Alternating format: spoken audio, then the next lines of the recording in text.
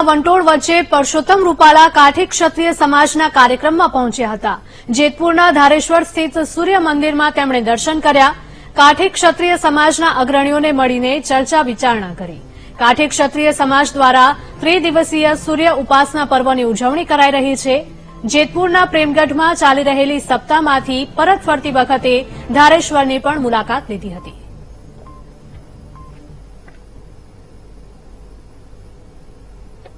ભાગવત સપ્તાહ નિમિત્તે મારે પ્રેમગઢ મુકામે જવાનું થયું હતું। ભાગવત સપ્તાહની અંદર વ્યાસપીઠના આશીર્વાદ લઈ અને અમે પરત આવતા હતા।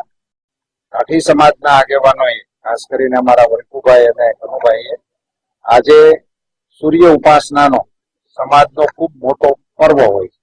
સાડા 3 દિવસના ઉપવાસ કરવાની વર્ષો જૂની પરંપરા, એનું નિર્વહન નવી પેઢી પણ કરી રહી છે। એવા સમયે સૂર્ય મંદિરની બાજુમાંથી હું પસાર થઈ રહ્યો છું, તો મને સૂર્યદાદાના આશીર્વાદ અને ઉપવાસીઓની સાથે રામ રામ કરવા માટેનો અવસર આપ્યો। બધાનો આભાર।